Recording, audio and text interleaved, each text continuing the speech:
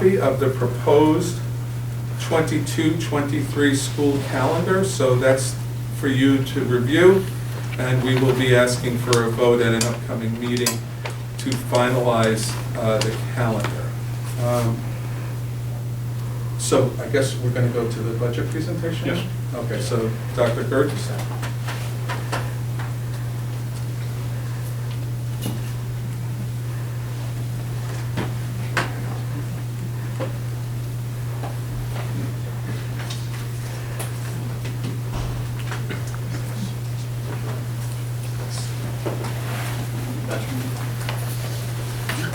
Sal, could you turn on the overhead, please?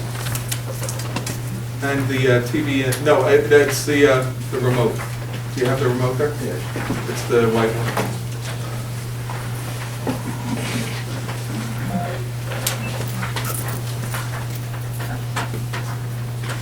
You good? And Sal, if you wouldn't mind taking the black remote and turning the TV on in the back, so the folks in the back might have a better view.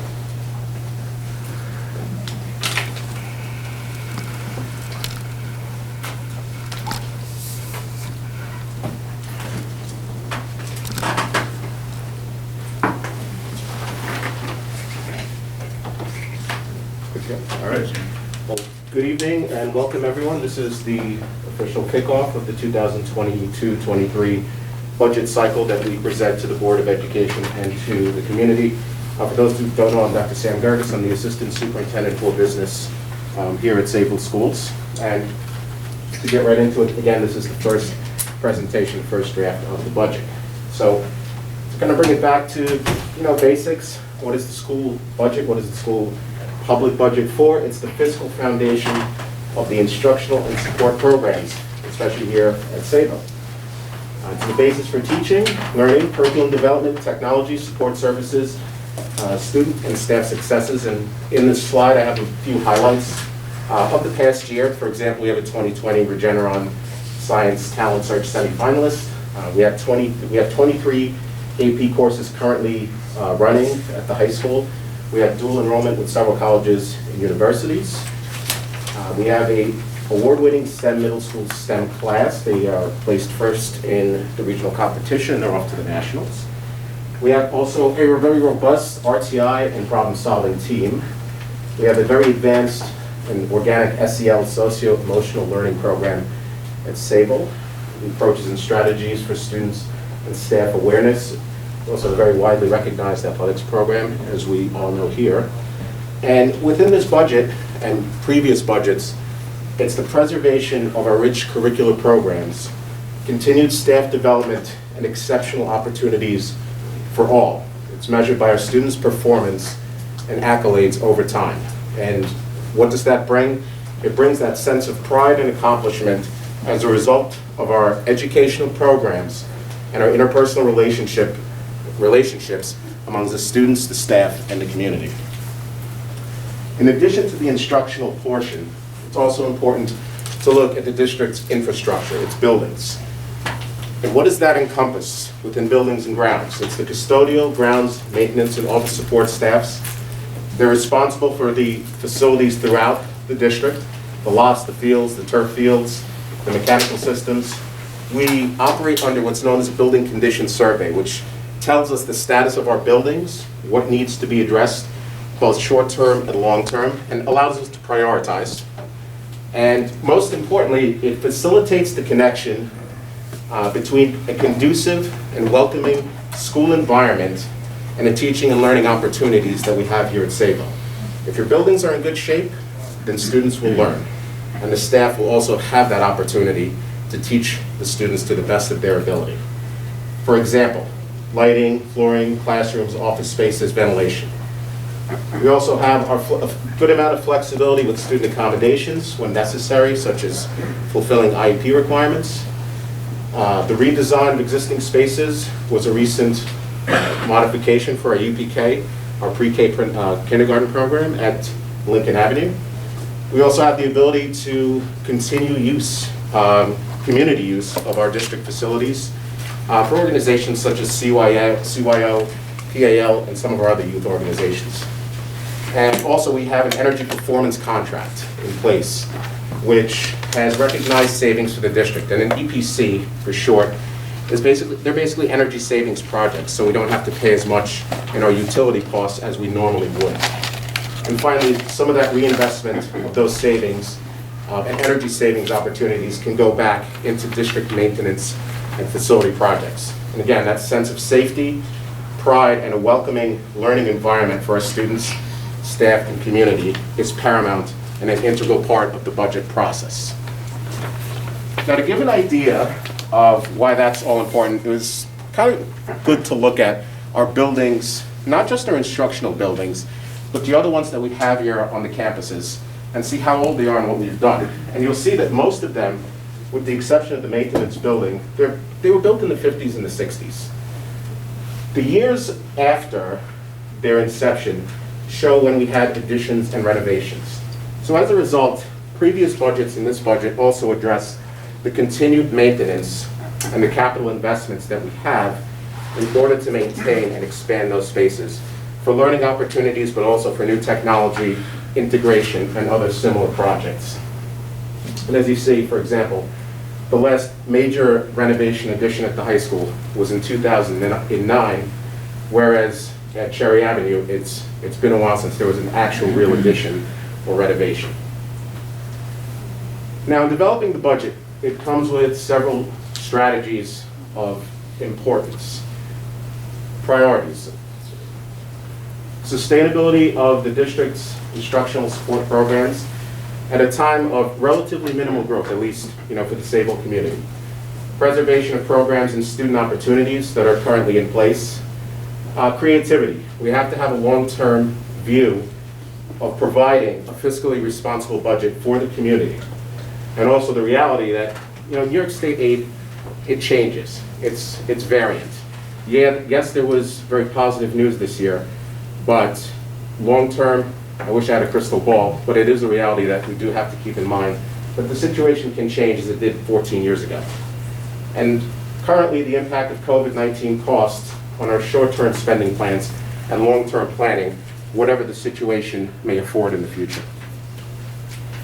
So, what is the crux of our revenue? It's the property tax levy, our tax revenue. About 11 years ago, New York State instituted the New York State tax levy limit, which limited the amount of taxes a community could levy under a simple majority vote. And it goes by an 8-step formula. And these are just some of the basics. The first component is what's known as the tax-based growth factor, which is how much construction or new taxable property was introduced in the community in the previous year. For Sayville, for this coming year, it's actually minuscule. It's 0.010014%. Very small number, but it's a part of the calculation that must be considered. The main part of the tax levy limit is what's known as the tax levy factor, which is based on the annual CPI, the Consumer Price Index, ending in December, and this year, December 2021. As I'm sure mostly everybody here is aware, that also coincides concurrent with the inflation number, which was about 4.4% for the New York, New Jersey area, ending in December of 21. However, there is a law in place in New York that says that that particular number is either 2% or inflation, whichever is less. So the max cap this year is 2%. However, when the formula is churned, our actual tax levy cannot exceed 1.72%, which is actually lower than the quote-unquote 2% cap for the 2022-23 school year.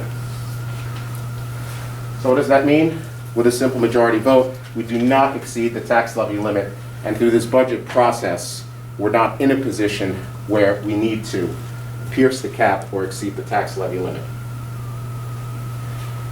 One of the main components of not just the levy limit, but also school district management and also facilities management is our debt service. Bond money and other monies that we've taken out over the years to address our capital needs and our building improvements. Typically, like a mortgage or a mid to long-term borrowing instrument, debt service is a large sum of money that's amortized over 15 or 20+ years. So for bonds that we took out several years ago, this chart represents where we stand in terms of our debt service, how much we are owed to investors at the time. And as you see, for the 2022-23 school year, we have a little bit over $3.5 million in debt service. However, when debt service is taken out, as I said, it is designed to address capital and structural needs. Over time, there's a useful life. Let's say you did parking lots or boilers or things of the sort. After a while, you start to have to look to address some of the other infrastructure needs of the district. And as you see, as it goes down, that's also analogous to the usable life of those items. So is it time for the district to look at another capital project plan? Which brings to the next point of any potential future bond work that the district may look to undertake. And why consider a proposed bond referendum now? Well, one, to continue addressing facility upgrades and improvements. It is necessary to keep up with infrastructure maintenance and utilizing new methodologies and products that do hit the market, that also may have a longer usable life than previous technologies. The timing and financial opportunity. Now, what I mean by financial opportunity is, for debt service, the money that we borrow, the state gives us 68% of that borrowed amount back as state aid. But that's also amortized over a certain amount of time. At some point, that's going to drop off. Similar to the previous chart, where we see in the first 3 years it's pretty stable, but then the cliff starts at about the 25-26 school year. So it's important to look at that aspect when considering the budget, but also bond work, so that the tax base is also supported by state aid that would come in from those building projects that we would undertake. For the last 2 points, building aid in subsequent years, as I mentioned, but most importantly, why do bond work? Why do we have to do it? Because we do have to continue providing a safe learning environment for students, staff, and the community. Now, what are some of the type of projects that would be considered? Well, the roofs of all of the buildings at Sayville are definitely one of the main considerations. So one of the proposals would be to reskin the roofs, which is basically undertaking a roof project, a roof replacement project, and resecuring the perimeters and new metal edging. It sounds a little strange, however, over time, weathering from winds, rain, snow, and other elements degrade the roof, and after a while, it will eventually penetrate, and that's where you get the classroom leaks in the hallway, which again take away the focus and the concentration from the instructional side, from the instructional program. But it's very important to always have your roofs in good shape, because roof repairs are extremely expensive. The areas and the schools that we identified would be at Sayville High School, Cherry Avenue, Lincoln, Sunrise, and here at the administration building. You'll notice that the middle school is not on there because that roof was recently redone not too long ago. In addition to a project like this, it should be noted that it does come with a 20-year warranty on the entire roof, not just the work. So that's one of the considerations that facilities and the district is looking at. The other things to look at, let's note what I mentioned before, an energy performance contract after the installation, which would likely be the installation of solar panels, and we identified the two main areas that would benefit the most, Sayville High School and Cherry Avenue. And we would look to continue at other buildings contingent on the cost of any available rebates, because those rebates add to the savings significantly, whether they're from the manufacturer or from PSE&G. And if any bond funds allow, again, based on the cost of materials at the time, the cost of labor, we would look at potential air conditioning upgrades at Sayville High School, previously anticipated under the previous bond, but did not occur. And why all of the district roofs, with the exception of the middle school, are at the end of their useful lifespan and are an integral part to preserve the envelope or the infrastructure of the building.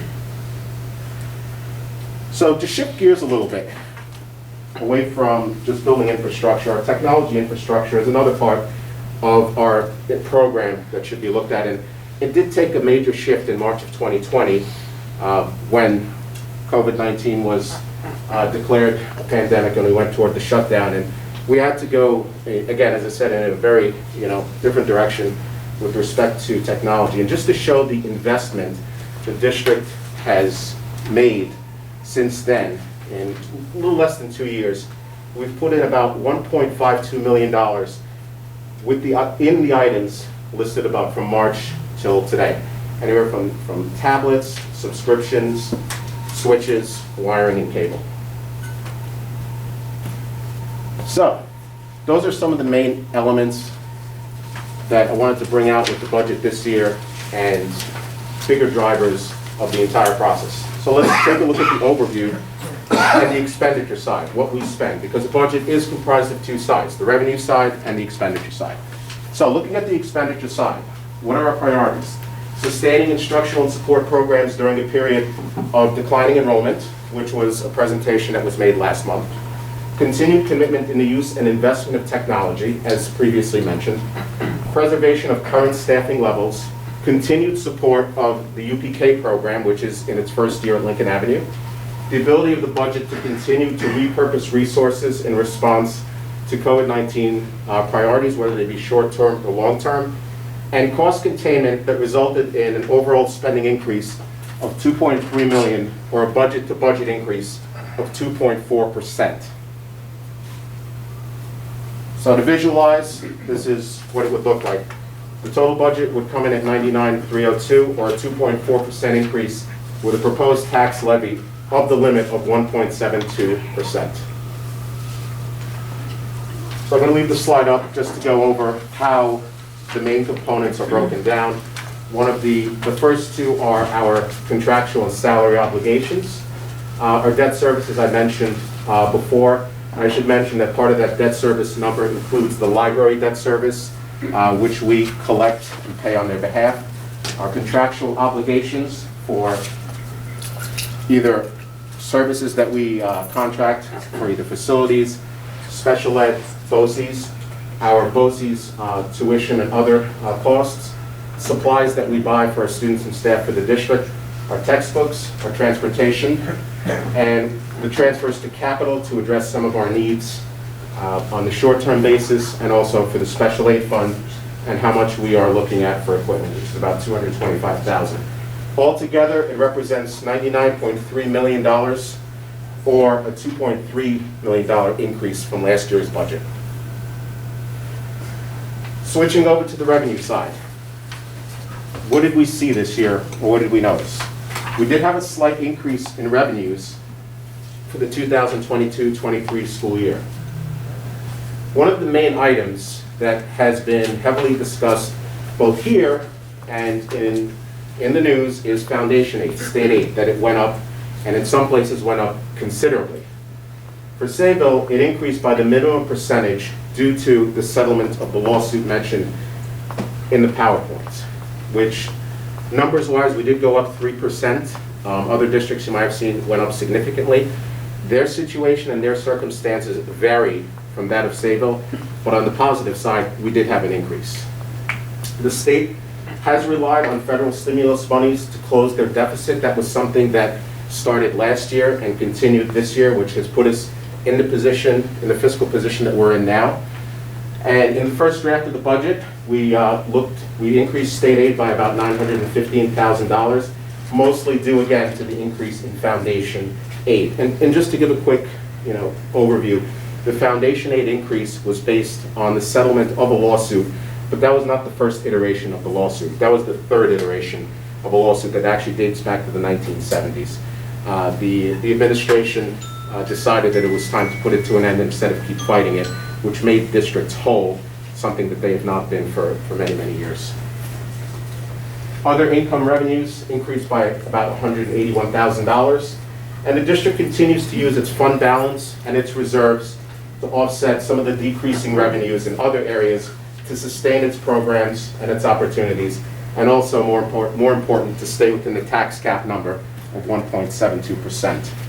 All in all, we were using about $5.9 million from our fund balance and reserves, which is a slight increase from last year. And again, our tax rate is 1.72, which represents an annual household increase, an average, of about $138 or $11.50 a month.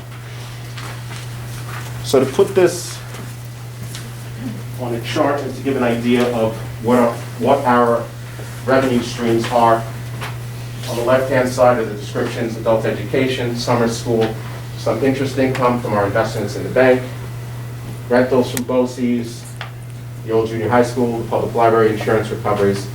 That is a smaller part of our income, the other income part of the budget. It's about $3 million, coupled with state aid, which is about $28 million, and a pilot, which is a payment in lieu of taxes. That's a commercial property that is not on the tax roll but has a separate agreement either with the county or the town. In this case, it's about $600,000. Our total state aid and other income is about $31.5 million.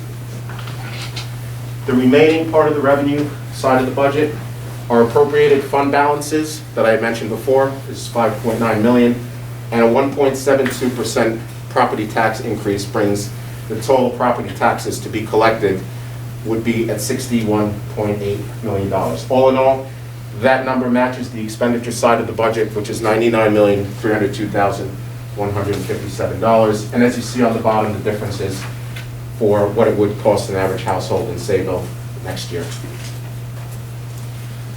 So moving again to highlight the executive budget proposal, because this was one of the most important parts of the budget process, not just for us, but for every district in the state.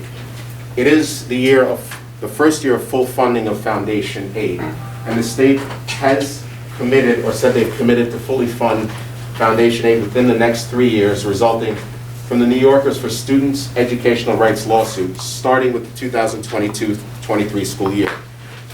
Essentially, they said that no district would get a cut or a zero for their foundation aid. Rather, they would have a base increase, minimum 3%, and we were one of them. Overall, for the state's number, it was just under $31 billion allocated for state aid. Foundation aid saw about $21.5 billion.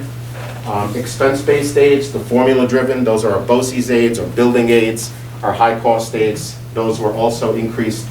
And UPK, the Universal Pre-Kindergarten Aid, also increased by a small amount. And there are discussions about permanency and also expansion of that program. To that point, one of the highlights of the executive budget is a planned collaboration with congressional leaders and federal administration on a massive investment in child care and UPK to meaningfully expand the availability of child care to New York's working families.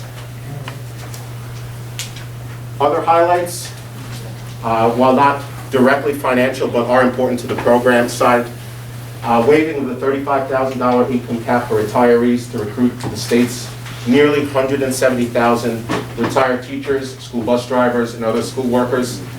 They would be able to retain their benefits while working again.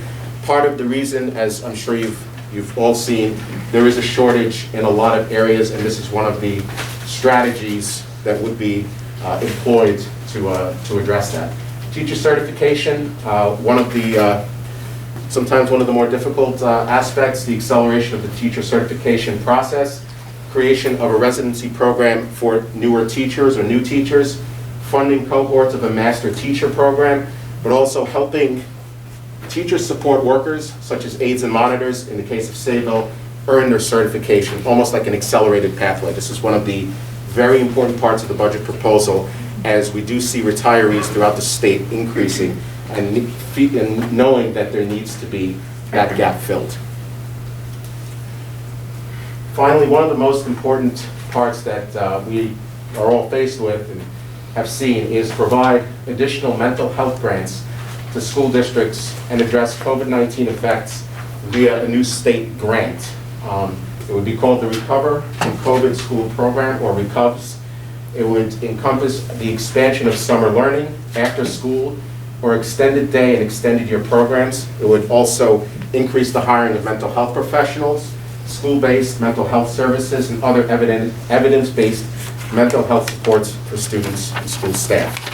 These are all of the components within the executive budget, which was due or was presented on January 18th. From now until March 31st, the legislature will debate, modify, possibly add to these proposals. Again, this is the executive side, so it is a very good possibility, or at least a possibility in some of these cases, that they would be put in action. And in many of these, I hope that we do see them. So to move along as to the actual nuts and bolts of the district's fiscal health, there is a toolkit provided by the Office of the State Controller known as the Fiscal Stress Monitoring System. We have to submit our data annually for them to go through their iterations as to the health of each district. And last week it was in the news as to who's under fiscal stress and who's not. And happy again to report that for the 7th straight year, we do not have any sort of designation. And the reason that it's only 7 years because that's how long it's been in effect. As mentioned at the last meeting, just to go over the enrollment for the district, as we see over the next 10 years, we are estimated to be reduced by about 400 students. The elementary is highlighted in blue, yellow is the high school, and the purple arrow is the middle school.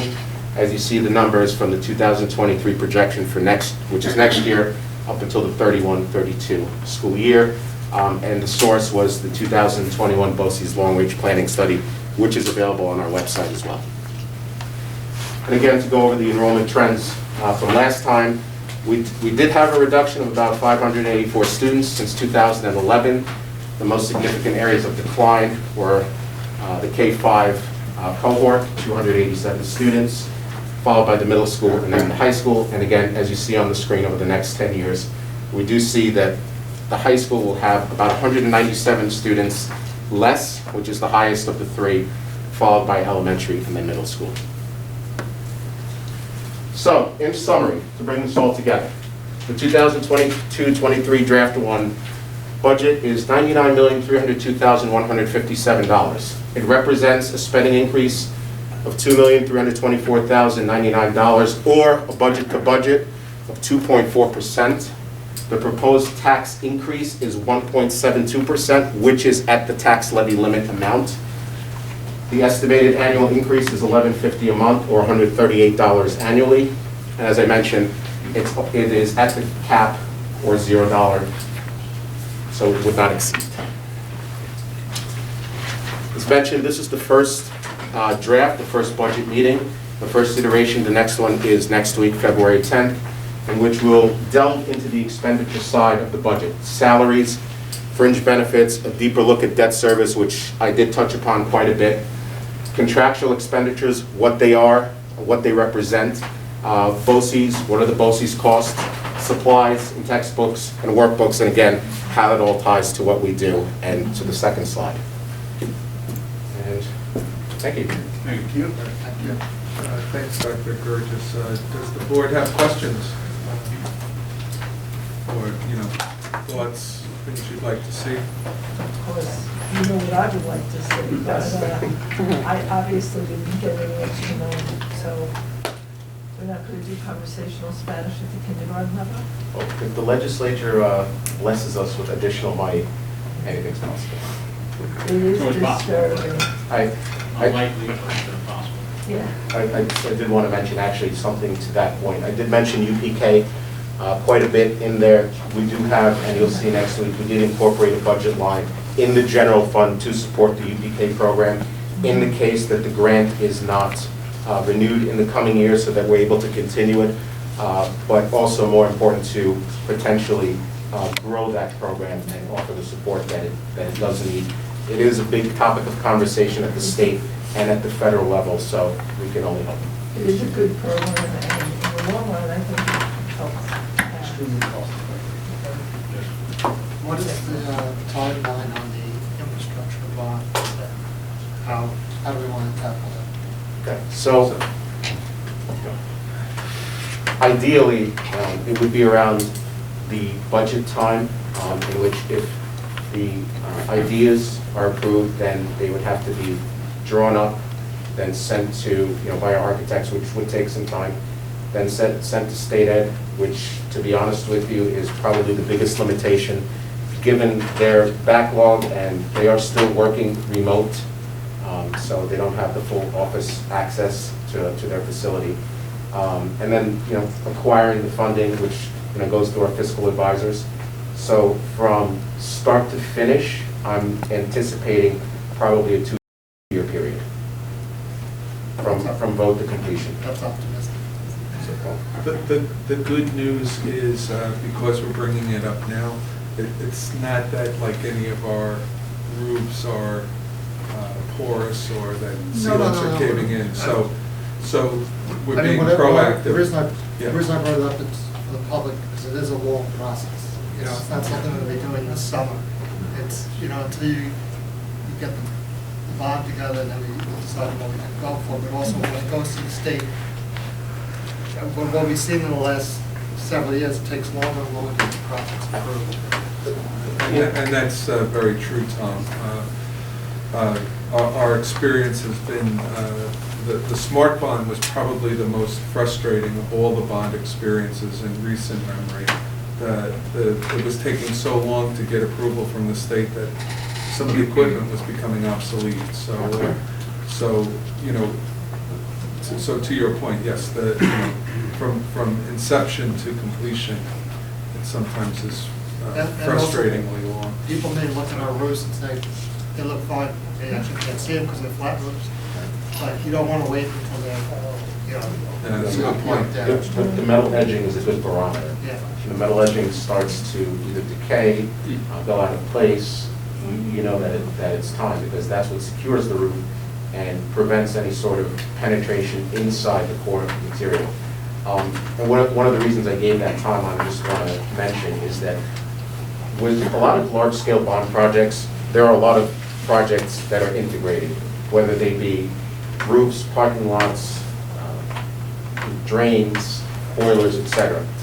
This is simple in that they're roofs, and it's something that the state recognizes as a fundamental aidable project. So they don't have, some of the reviews that come with the more complex bond referendums and projects that are sent up there. Also with the, back to the middle school roof, we're able to offset some costs because we went with the reflective membrane on the roof. So, we have some sustainability and environmental concern built in and some return on investment there as well. So. And it's the same concept with that membrane and that reskinning that would go with this, because it's a cheaper alternative, but once applied, that 20-year warranty now goes for the entire roof, not just the installed piece. And when you look at the building stock, just the age of the building stock, it's time. Dr. Burgess, you mentioned the possible upgrade of the air conditioning in the high school auditorium. Yes. What kind of benefits could that bring? What's that? What kind of benefits could that bring to the district to have that in place? So, first of all, it would be ventilation, in a space that's not ventilated like it could be, but also there are significant rental opportunities and also the ability for community groups, outside groups, to utilize for their performances, their plays, musicals, etc. Because other districts that do have an HVAC-controlled auditorium, there is incredible demand, but it also highlights, for Sayville, students that are involved in those programs for their outside of school activities that they can be performing there. Anybody else? Okay, that concludes my report for this evening. Thank you. Thank you. Thank you, Sam. Great job. Board of Education discussion is the next item on our agenda. We have, there's 2 items on our discussion. The first one is Longwood Regional Legislative Breakfast. Is this Friday. It is virtual. Who's registered for it? This Saturday. Is it Thursday, Friday? I meant Saturday, thank you. It is this Saturday, I think it's starting at 8 o'clock, so if you haven't been registered, I don't know if you have time to do it, but just kindly reach out to Julie, because you can register. Second item is Board of Education retreat, March 23rd. I think we will have that discussion. So, anybody else have anything else for discussion? I have one item that's not on there, I just want to make a comment on. Anyone else? I was at the play, I think it was Friday night, The Lost Girls, in the little theater. And I have to say, with everything we've been through and what we're going through, the performance these students put on is probably one of the best performances I've probably seen. And I say that every time I see performance, because they just get better and better and better. But if you didn't have a chance, you missed something great. And hopefully someone recorded these actresses on Friday night, were absolutely fantastic. So it was good to see. It's good to see that they were able to get it together, the mask and everything. But that's about it. What I was impressed with was just the confidence that they had. I mean, I look at myself back in high school, I wouldn't even step foot in the room and do that. But they're very confident. It was really well done. And just to remember the lines, I just find it absolutely amazing. I'm having difficulty remembering phone numbers. Anybody else?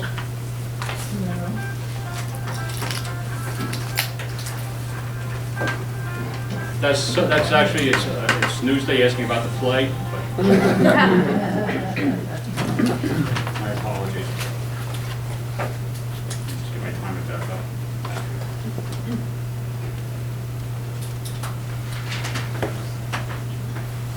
Next item on our agenda is public. I mean, I guess one thing we should mention is we're hoping to get more information regarding the mask mandate, by the deadline. So then, we'll have a discussion about that as well. Yes. Anybody else? So, next item on the agenda is Board of Ed's discussion, and as I previously, I've always tried to make an opening statement, and I'm going to continue to do so. Welcome to the Board of Education meeting for February 3rd, 2022. I want to take a moment to read a statement on behalf of the Board of Education. The Board of Education and our administrator listen carefully to what the members of our community have to say. We hear from a variety of community members with differing points of view. As a Board of Education, we recognize certain fundamental freedoms are essential to a democratic nation. Among them is the freedom of speech, but these freedoms are not without restrictions. We will follow regulations specified by law and policy, and we encourage our community members to offer public comment during Board of Education. The Board of Education requests that anyone who participates in public demonstrate civility as they address the Board of Education. The Board of Education meetings are meetings that are held in public view, giving the public opportunity to watch and listen to proceedings of the board. In these meetings, the district updates the board on matters pending the school district. In these meetings, the board may require to take action on matters related to operations of the school district. On the board policy 1230, the board commits public comment during certain guidelines. With that in mind, a brief word of parameters of what tonight's opening comment will be. We will set aside approximately 30 minutes for public comments. The board reserves the right to limit public participation in a given case or extend the maximum comment period to time deemed necessary. Questions or comments by the public are limited to 3 minutes per person. Speakers are asked to identify themselves or the group they represent, conduct themselves in a civil manner, and direct their comments to the board. The board will not permit discussion involving individual personnel, students, or community. So I thank you for letting me make that statement. So if you do have a public comment, I ask you to step up to the podium, please. Good evening. There's no mic? No. I don't No, really no need mic. one. So I'm here on behalf of the mask choice families in this community. I think you know our numbers are growing. Although we do have to show up at the meetings so that you don't forget, even though you did the survey, you know the numbers. You saw what happened last Tuesday, how many kids wore a mask and how many didn't. But I'm going to let the mask experts talk about that. I have one quick thing before I have to pick up my daughter. You may not realize this, but we get these emails from Sayville Portal Info. Is that the one? You get this, I think that's the sender. You get, I don't know, you get 25 a day, okay? And usually the subject line sort of relates to what's inside that email, but sometimes, and I've noticed it happens to be on these sensitive subject areas, I had a really busy week at work this week, and early in the week, somebody called me, and they said, did you know that they're gonna talk to your 6th grader who believes in Santa Claus about sexting and hate speech? And I said, no, kidding. I had no idea, because I got an email that said in the subject line, digital detox. And I thought maybe this week they weren't gonna use Chromebooks and they were gonna like get on the floor and have a hippie discussion, right? And have like old school teaching. But what was embedded in there were these videos that I still haven't had a minute to watch, because I was in court till 5:45 tonight. And if I had, I might have chosen to opt my very innocent 6th grader out yesterday to the sexting talk. My children don't get a phone until they're in 8th grade, and that is not an easy decision to make, and it is not the school's decision to talk to my kids about those subjects. Thank you. Thank you.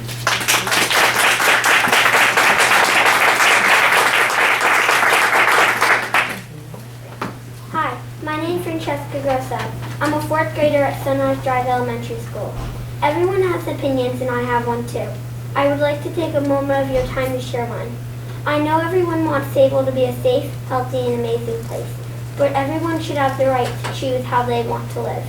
COVID has been going on for 2.5 years now. Everyone has been following the rules, and it's time for things to change. We should have the choice if we want to wear a mask or not. Why should people try to control us? I'm going on my 3rd COVID birthday, and we're still kinda in the same place we were when I was 7. I'm lucky that we're in school with friends. I'm happy we get to all eat together in the cafeteria. And I'm so excited that we get to play outside with all my friends in different classes. I love that we get to go to our activities and specials and not just sit in our classrooms. I'm happy I get to pass by the office and see Miss Simone. Last week was one of the best days of my life because we did not have to wear a mask in school. My mom gave me the choice and I chose not to wear the mask. But the worst part of this year is constantly hearing, put your mask on, it's not your mask break, snack is over, mask back up.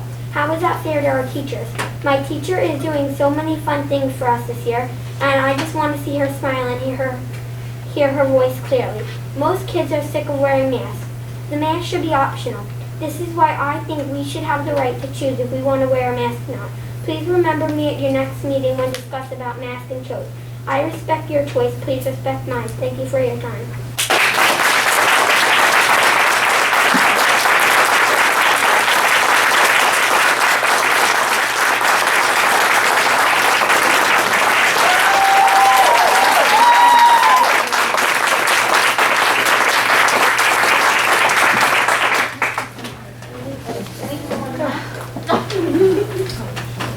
Did that young lady leave?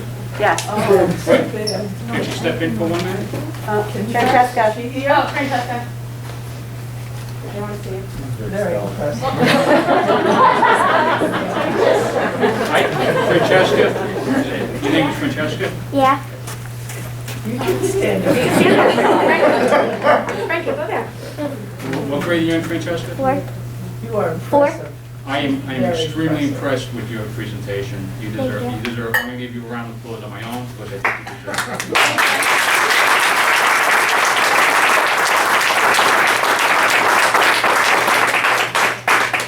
Thank you. Thank you. Next, anybody else?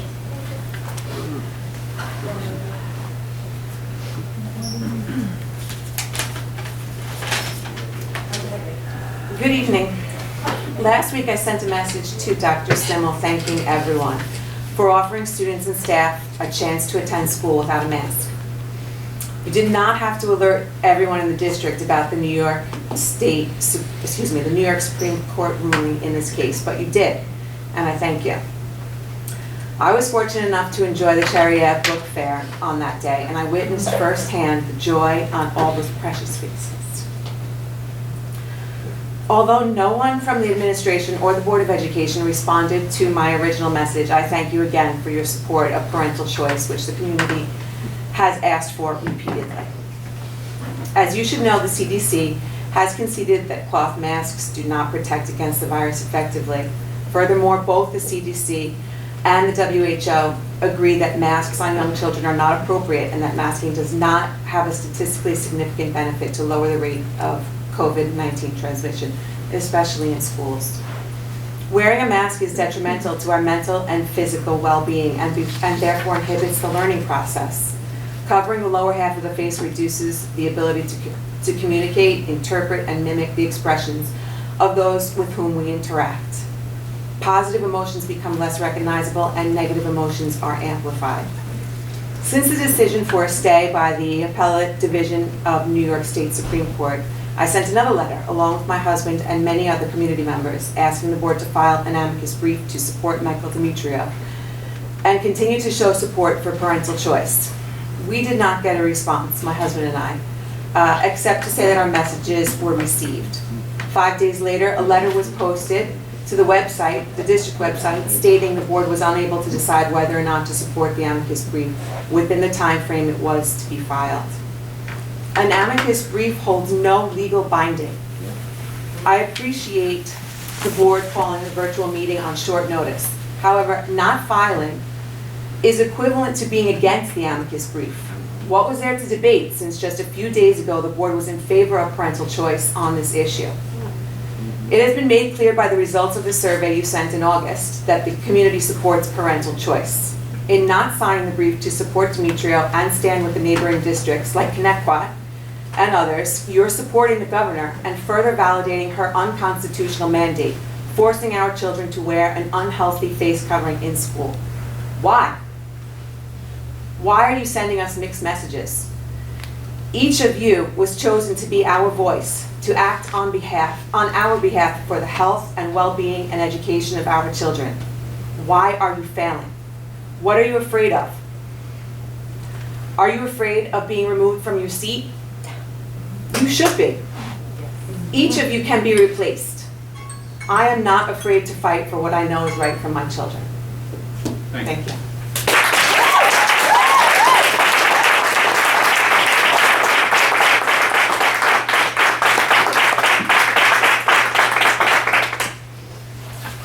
Hi, my name is Kara Holbrook, and first and foremost, I want to say thank you to the board, because I know this has not been an easy 2 years, and many of you have grown up with in the community, so thank you. I do have a question, just so we can have some clarity on an issue with regard to the American Rescue Act and just funding that we've received. And just want to understand, because I understand as a part of that, the American Rescue Act, that face masks and vaccine mandates for COVID are a requirement. Can you let us know if this has been accepted and we've accepted this funding? And if so, how are we then telling the community that we're not going to have masks on our face for our children if we've already accepted this funding?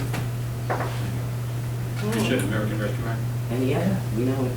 American Rescue Act, it's a requirement for the funding. $200 $3 million to special ed, $850 million to I'm just asking a simple question. I think transparency, and you guys are fighting for our children, and we depend on you. So I am trying to educate this community, myself, and ask a question, and in full transparency, in the American Rescue Act, it is a requirement to receive funding that mask mandates and vaccine mandates for COVID-19 are a requirement. Are you telling us today you're fighting for our children not to have masks on their face, yet you've taken this funding, so we're all talking and fighting for that, but you've accepted the funding. So we really have no voice. Can you please answer that? I can't answer that question right now. We're going to go to everybody else. But we can foil the information We will and answer that wireless. question. Excuse I'll me. answer the question. Because they We'll answer the question. We have more people who want to speak. Okay, but I haven't finished my time. I'm being respectful to you. My question is, we have the ability to foil. I don't need to do that. I'm asking you as a community member, lifelong member myself, if we've already accepted the funding, how are you telling us that you're following the guidelines and you're going to fight for our children? If you've accepted this funding, you've already mandated our children are wearing these masks and taking these COVID vaccines. Yep. It's already on e-school data. As I said, we will get that. So I'll get a response to my We'll get a question. response to that, yes. Thank you very much. I appreciate that.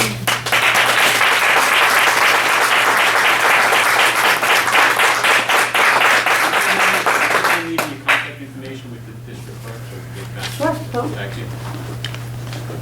Now? Anyone else, please?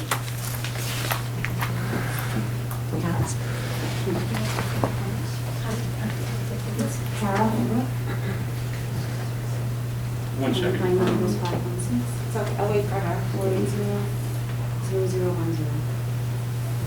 Thank you. Thank you. Thank I you. have to take this down to breathe. I just want to say that it's a little bit more general, the funding. You had to submit a plan to accept the funding. And the funding states that you have to continue to follow your plan, and you probably put masking in the plan, distancing, what have you.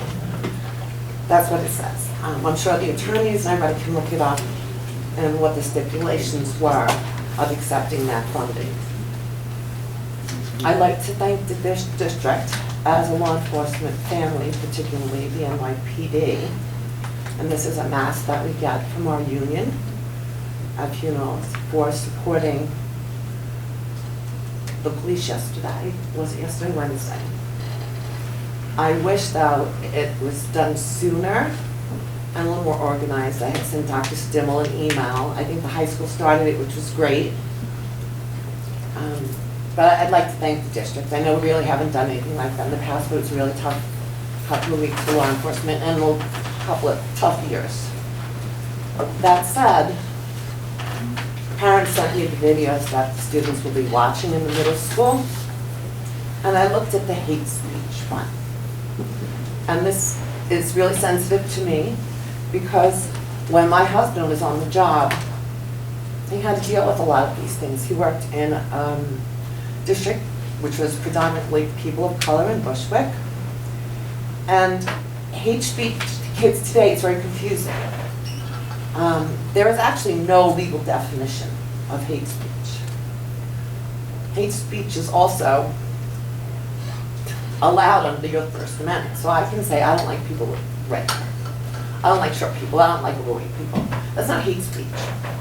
With hate speech, you need intent to hurt a group of people. Kids, it's really difficult. They just don't know sometimes what they're saying. So I hope that when you have this discussion with them, the video is vague, that we're not going over and saying to them, yeah, well, this isn't like these people, that's hate speech. It might not be. And I hope that we're not teaching them behaviors to try to correct other people because they're too young to do that. They don't understand all the nuances of what's being said. Although some things obviously blatant. I think everybody has their own, only control you. You can only control you type of thing. So if somebody wants to go around and say these things like, I don't like redheads, whatever, maybe little kids do that. Well, if they grow up, they're going to realize it's not really a nice thing to say out in public. Hopefully they'll stop. But I just hope that the district is not going to have a conversation and let all the kids know that anything that hurts your feelings is hate speech, because it's not. Things can hurt our feelings, but we have to learn how to cope with that inside ourselves sometimes. It's part of growing. So I'd appreciate you taking that into consideration. That's tomorrow, the hate speech video. I'm going to ask you to finish up. Yeah. One favor I have to ask you, all the PowerPoints that we've been going over for the education and the budget, can we please attach them to board docs again for the public? They used to always be on there. They really should, in case, say, somebody wants to go back over meeting minutes. It's not really a full representation of the meeting. Okay. Without all of them, Okay. they're important. Thank you. Teal, Thank you you. have this? Oh, no, I can, Okay. I'll get it. Thank you. Keep your copy. Thank you. You know. Thanks. Anyone else? Thank you all for the comments tonight. It is appreciated. I appreciate you taking your time out tonight to come down to what we're meetings. I think we all know these, by any means, this hasn't been easy times for our students, our staff, our administrators, Board of Education. But we get paid for this so well all the time. But it is appreciated that you come down. We really do want to hear you. We're all in this together. We may not agree all the time. We may not disagree all the time, but excuse me. We're all in this fight together. So again, I appreciate everybody coming down. Thank you. We ended public session, but if you want to come up, please come up. We'll make it. This whole thing. Hold on 1 second to get my time started for you. Bear with me 1 second. That's okay. Go right ahead. Okay, so this thing is assuming that this is some deadly virus. They've admitted that the numbers were inflated. They did not treat these people. What respiratory illness has there ever been in history where they did not treat people? They sent them home till their lips turned blue. They brought them to the hospital, slapped a toxic drug into their system, and put them on a ventilator to die. So we're all masking for no reason. This is a 99% survivable illness once treated with many available off-patent drugs that have been banned. And this has been criminal, and we are wearing masks, and this is like the flu. We never put masks on for the flu, and this is just a big hoax, a criminal hoax and conspiracy. So, I mean, this is They've said the masks don't work. They've said the masks, the governor has no legal right to put a mask on these children's faces or anybody's face. It's not even a mandate. She has no legal right to do this. And I would encourage everybody to not comply. If I send my kid in and my kid doesn't wear a mask, turn the other way. Leave my kid alone. Stop asking her and him to put it up over their nose. I say every day, keep it down off your nose.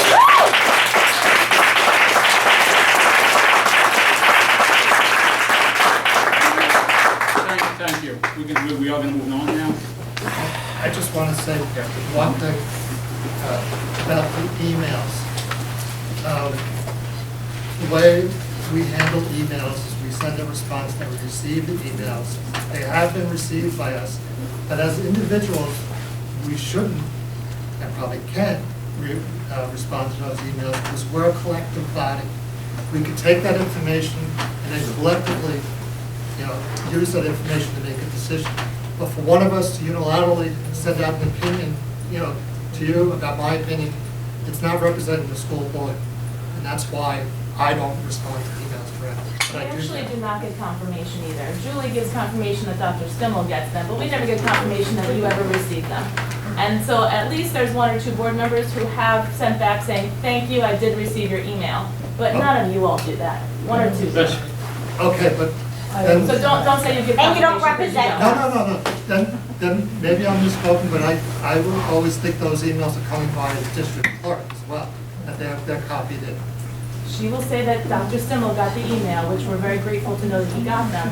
We never know if you guys bothered to get them. and we No, definitely don't know she's if you- responding on behalf of the board. No. I don't email one person. I email all of you. When I email all of you, you should be at least responding back to the people who elected you into your positions to say, thank you, I did receive your email. I don't care if you get 100 of them, you should be responding. Okay, We don't need your opinion, we then just know again- that you listened.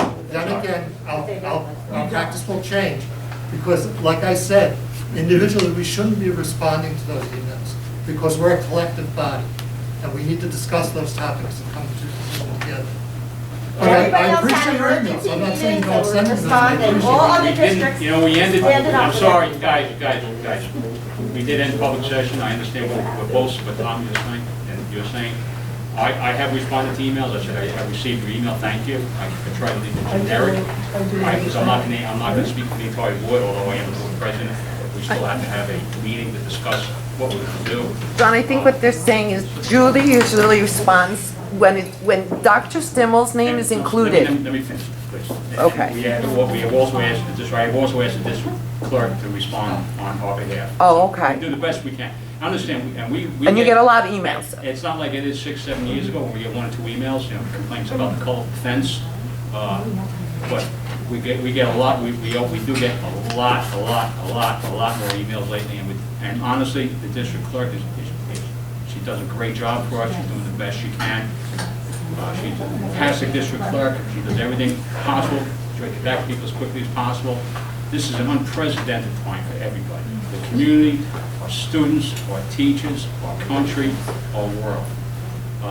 This is probably the worst 2 years in anybody's life right now. And we're all compassionate people. This whole thing, I have a good word I want to use, but I'm not going to use, and the word stinks. It stinks for everybody. It stinks for our kids.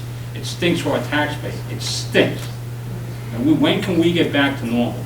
This board really wants our children's lives to be normal. We want them to be in the seats in the classroom. We want them to be in front of the teacher. They shouldn't be in front of a monitor all the time. They need to be in the classroom. They need to be in the schools. And this board, we may not agree all the time, we may not disagree all the time, will do its best with everything the power that we're given. And we have limited authority, limited power to make sure that our kids are in the health and safety environment. We cannot control what the government does. But you know what? You're damn right. They will remove this board. Let me tell you something. If they remove this board, the governor will put a board in place that will reverse everything we just did. So we all need to work collectively together with this. And we can do it. We have done so many things before as a community and as a district, and we can continue to do this. Our biggest asset are our kids, and we will continue to make them our biggest asset. So, again, we may not agree all the time here, but I appreciate you coming, and we can do this together. You know what? We want to be known as a district on Long Island Safe. We'll continue to be that way, so thank you. all I know. It's not over yet, the vote. Next item on the agenda, recommended action, minutes, 5-1 to 5-3. I need a motion, please. Discussion? All those in favor? Can I have a motion to call with the board's, can I just do a motion for 6-1, 6-3, 7-1, 7-3, 8-1, please? Any items